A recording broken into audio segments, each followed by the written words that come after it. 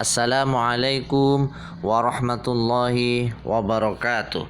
Alhamdulillahi rabbil alamin. Wassalatu wassalamu ala asyrafil anbiya'i wal mursalin Sayyidina wa maulana Muhammadin wa ala alihi wa sahbihi ajmain, amma ba'du.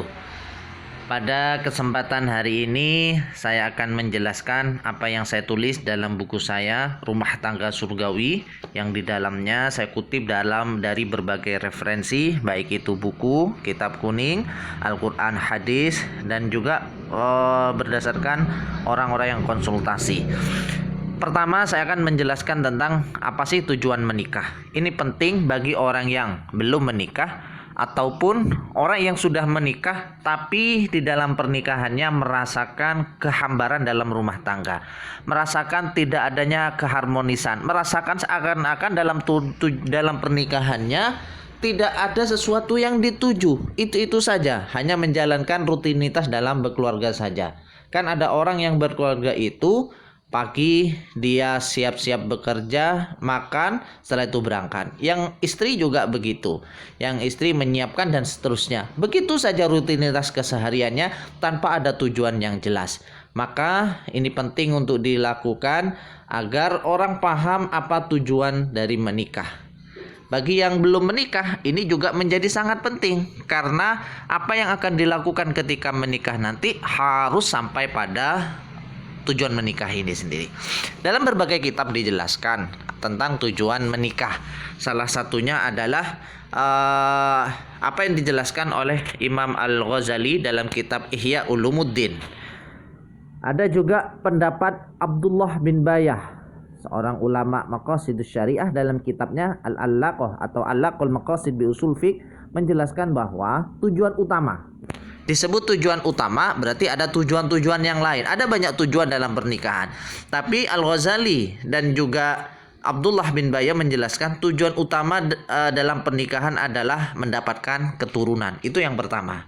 Baru setelah itu mendapatkan ketenangan, saling tolong-menolong dalam kebaikan dunia akhirat, termasuk agar mendapatkan kesenangan dunia berupa penyaluran hasrat. Kalau kita bahas ini saja, bahwa tujuan dalam menikah itu bisa dilihat dari dua hal. Satu, kaitannya dengan biologis. Biologis dalam arti baik dia akan mendapatkan keturunan. Ini kan sifatnya biologis, walaupun nanti kaitannya bersifat batiniah, psikologis. Jadi ada dua kebahagiaan yang insya Allah akan didapatkan bagi orang yang menikah, dan kebahagiaan inilah yang menjadi tujuan dari pernikahan. Satu, yaitu mempunyai anak. Orang mempunyai anak merupakan kebahagiaan tersendiri. Ada banyak orang yang mohon maaf sampai pernikahannya yang ke berapa tahunnya dia masih belum mempunyai anak. Dia merasakan ketidakbahagiaan. Dia merasakan ada sesuatu yang kurang dalam pernikahannya. Maka mempunyai anak ini menurut Al-Ghazali dan Abdullah bin Bayah adalah merupakan tujuan utama pernikahan. Bisa dibayangkan kalau di dunia ini tidak ada pernikahan dan tidak ada keturunan, maka bisa jadi dunia ini bisa punah. Maka begitu luar biasa Allah Subhanahu wa taala menjelaskan bahwa salah satu tujuan dalam pernikahan adalah mempunyai anak keturunan. Kalau tidak ada anak keturunan, bagaimana umat Islam ini akan terus menjalankan estafet kehidupannya sampai hari kiamat kelak? Tentu akan sulit sekali. Oleh karena itu, adanya pernikahan, tentunya pernikahan yang sah, ini adalah menjadi salah satu tujuan pernikahan, yaitu mempunyai anak. Bagaimana dengan orang yang tidak mempunyai anak dalam pernikahannya? Yang perlu dilihat di sini sebenarnya bukan mempunyai anaknya itu sendiri, tapi potensi mempunyai anak. Karena potensi mempunyai anak berarti orang yang belum punya anak pun itu bukan berarti tidak sesuai dengan tujuan menikah, tidak. Tapi dia sudah punya tujuan menikahnya, sudah ada, itu mempunyai potensi untuk mendapatkan anak. Karena mempunyai potensi untuk mempunyai anak tujuannya, maka pernikahannya satu harus sah, yang kedua harus dengan lain jenis. Kalau orang menikah dengan sesama jenis, tentu potensi untuk mendapatkan anak ini tidak ada. Maka menikah dengan sesama jenis itu dilarang dalam Islam. Tidak boleh menikah dengan sesama jenis.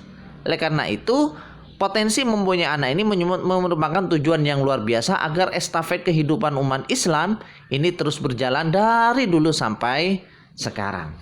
Mengenai berapa anak yang diinginkan, ini tentu berbeda pendapat. Kalau di Indonesia ada istilah KB ya, keluarga berencana, 2 anak cukup umpama. Ini sebenarnya dilihat dari sebuah kemaslahatan, dari kemaslahatan yang ada di Indonesia khususnya berkaitan dengan bagaimana faktor ekonomi, bagaimana dengan faktor geografis dan lain-lain. Tentu ini menjadi bahan perdebatan yang tidak akan selesai. Tapi sekali lagi tujuan utama dalam pernikahan adalah mempunyai anak. Yang kedua berkaitan dengan aspek biologis, yaitu menunaikan hasrat seksualnya. Ini merupakan tujuan yang sifatnya biologis. Orang yang menikah maka dia halal untuk melakukan hubungan pernikahan. Nah, bahkan kehalalan ini juga mengandung pahala. Rasulullah pernah bersabda, "Wa fi but'i ahadikum shadaqah." Dalam hubungan kamu dengan suami istri ada sebuah sedekah. Artinya ada kebaikan. Lalu sahabat bertanya nih, qalu ya Rasulullah, ayati ahaduna syahwatu wa yakunu lahu fiha ajrun. Bagaimana orang bisa menunaikan hasratnya dia dapat pahala? Hubungan seksual itu kan ya enak, dapat pahala. Kok bisa ya Rasulullah? Maka Rasulullah menjawab, ara'aitum law wada'aha fi haramin akan alaihi wizrun fakadzalika wada'aha fil halal kana lahu ajrun. Tahukah engkau jika seorang memenuhi syahwatnya maka ia haram dan berdosa. Jadi luar biasa Islam itu ya. Ketika pernikahannya halal, enak, nafsunya tersalurkan, dapat pahala lagi. Sedangkan ketika hubungannya tidak halal, berdosa, potensi terkena penyakit HIV ada, potensi mendapatkan celaan sosial ada, dan berdosa. Ini kan luar biasa, 2 pilihan yang sebenarnya harus difikirkan oleh manusia. Mau menikah, enak, berpahala, begitu ya. Dan potensi untuk sukses dunia akhirat itu ada, yaitu dengan menikah yang sah.